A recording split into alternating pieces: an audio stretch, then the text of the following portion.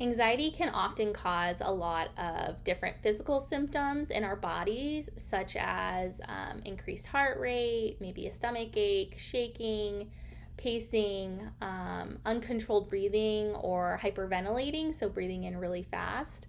And in order to regulate our bodies, we have to practice relaxation skills. So today I'm going to be talking about a type of relaxation skill called deep breathing. So I think often deep breathing gets a really bad rap, and anytime I bring up deep breathing to any of my clients, they often tell me, I already do that, and it doesn't work for me. Or I get the classic eye roll, or I get this look like, are you kidding me, lady? And I understand where they're coming from with that, because it does sound so simple, and I could see why a lot of people are like, why would that work for me? But before you exit this video, hear me out.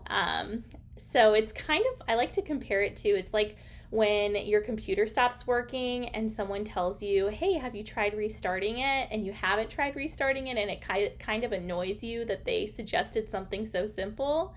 But usually when we do that, it does work. So deep breathing is kind of like that. It's a way to reset your body and reset some of these physical symptoms you might be feeling in the moment when you're feeling anxious or you're entering an anxiety-provoking situation. So although it is a simple skill, you definitely can do it wrong. So I want to go over it today in more detail to kind of help you guys to do it correctly, so that at least if you do it correctly and it's still not working, you know it's just not a skill that's working for you in that situation. But kind of like I said in my last video, just because it doesn't work in one situation doesn't mean that it will never work in any situation. So kind of learning the skill, practicing it, and adding it to your toolbox can still be a good idea.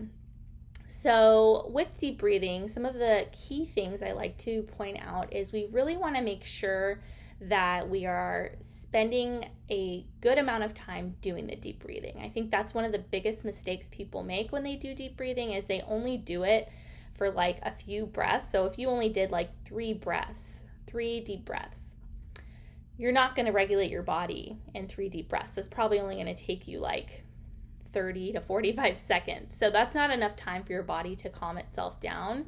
So you want to make sure you're doing it for at least 5 minutes, 5 to 10 minutes, depending on the situation, and just really focusing in on counting your breaths in and out. You don't have to breathe in through your nose and out through your mouth, but I think it's helpful. I think that's the best way to do it. And so another note I like to make is when you breathe in, you want to breathe in for just a slightly shorter amount of time than when you breathe out. The reason for that is when we breathe in, we're actually, our heart rate is actually going up slightly, but when we breathe out, it goes down slightly.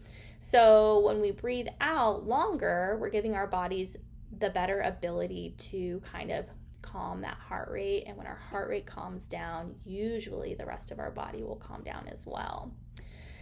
And the last thing would be just to kind of pause at the top for maybe a second, and then just to really let that air absorb into your lungs, and then you let that air out. So let's kind of go through that together. So I'm going to breathe in for about, let's say, 6 seconds, and then I'm going to breathe out for about 10 seconds.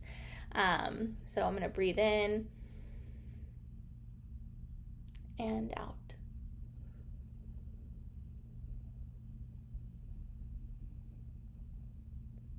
Breathe in and out.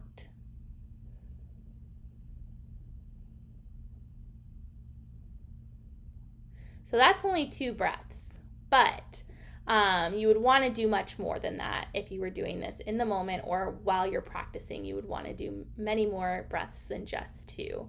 As I was doing those deep breaths, I thought of another thing that people often say when I tell them to do 6 seconds in and 10 seconds out, and that's just what I like to do. You can increase or decrease how you feel is best for you.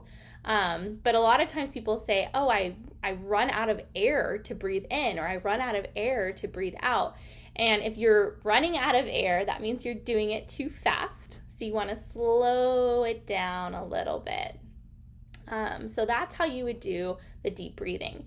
The other thing I wanted to show you is if you have a little one at home who maybe is saying they're nervous about something, or maybe you just have a more anxious child, the way I usually teach it to younger kids is I call it finger breathing.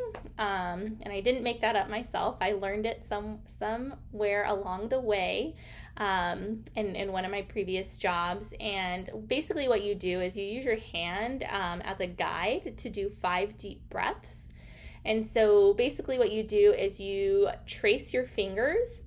On the way up, you're breathing in through your nose. So in, then you pause, and on the way down, you're breathing out, and then in and out, in and out, in and out, and in and out.